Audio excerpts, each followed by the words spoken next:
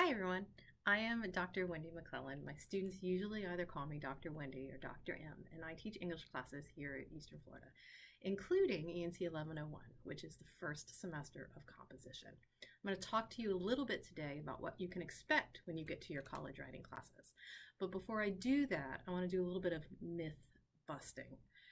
Some of you may have heard in the past that when you get to college, you'll need to solve all of your own problems because your instructors will be too busy to help you. That you need to be able to work independently because your instructors will not be available to hold your hand. Now, while it's true that we expect college students to have independent study skills and be active and engaged learners, proactive in solving their own problems, it is 100% untrue that as your instructors, we don't want to be involved. As your instructors, we are part of your team here at Eastern Florida, and we very much want to see you succeed and help where we can. One of the ways that we can help you is that if you take advantage of office hours. If you look at each of the syllabi for your courses, you'll see that on those documents, your instructor has listed what's called office hours or advising hours. These are hours in our week that we have carved out of our schedule to help you, to meet with you, to talk with you about what's going on in class.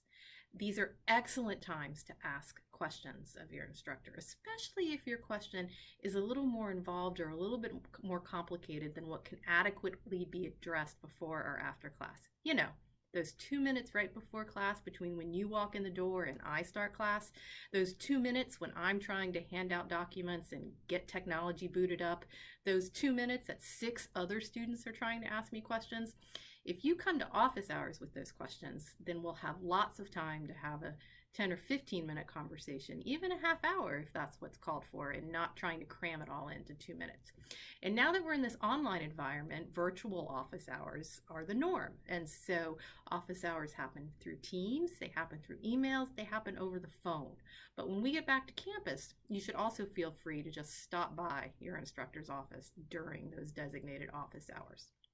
Don't worry if you have a time conflict. If you're busy with work or you're in class, just let your instructor know and you'll set up a mutually convenient time to get together and talk about your concerns. But it's always better if you visit office hours sooner rather than later. If the first time you let me know that you're having a problem is the day before a major project is due, at that point, there's not a whole lot that we can do to solve the problem. However, if you let me know ahead of time, we have all sorts of things that we can do. I can present the material in a different way. I can point you to outside resources on the internet or on YouTube. I can help you connect with a buddy in class. Like if you don't have anyone in class that you know that you can talk to about course material, I can help you find someone. I can help connect you with the librarians if you need help with research, or with the tutors in the Academic Success Center and the Writing Center if you need their help and their expertise. I can look at a draft, I can answer questions, I can help you chunk the major assignment into manageable pieces so that it's not quite so overwhelming. Lots of options if you come visit before the due date. So don't hesitate to stop by and talk to your professors. And don't be scared or embarrassed to ask for help. You're enrolled in the class to learn. It would be unreasonable to expect you to already know the material you're in the class to learn. And one of the ways to learn is to take advantage of office hours. You also have other resources that you can take advantage of within your classes. One is your syllabus. All of the information that you need to know about your class is often outlined on the syllabus. Have a question about the late policy? Check out the syllabus. You also have Canvas. Have a question about an assignment? Look on Canvas and see if there are assignment handouts or sample assignments that can guide you along the way. Have a question about your grade? Look for a grading rubric. Is there a grading rubric in Canvas or in the syllabus or attached to one of the assignments?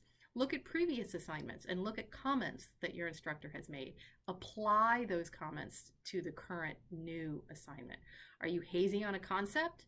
You have your textbook that you can review, and you can also reach out to the tutors in the Academic Success Centers or the Writing Centers. Lots of resources to help you, and your instructors are definitely one of those resources. We are part of your team. I like to tell my students that sometimes your college classes are going to expect you to do a different kind of thinking than the classes that you took in high school. You will learn lots of facts, figures, and formulas here in your college classes at Eastern Florida, but you'll have to think through those a little bit differently than maybe you have before. In fact, I tell my ENC 1101 students that ENC 1101, although it's a writing class, it's also a thinking class, and that the writing is just a vehicle for the thinking.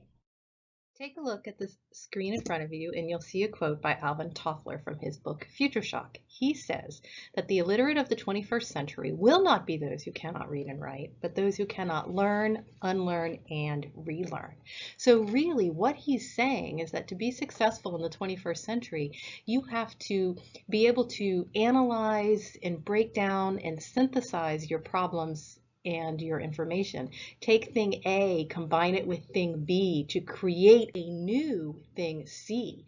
That's part of what literacy is in the modern global marketplace. These are the kinds of critical thinking skills that you will work on developing in your Eastern Florida classes. And I want you to know that these skills might not always be easy. It might be challenging, but that's okay because it's through the challenges that you grow.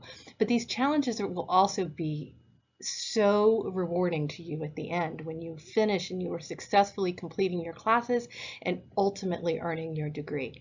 So just know that there are a whole team of people here at Eastern Florida ready to support you.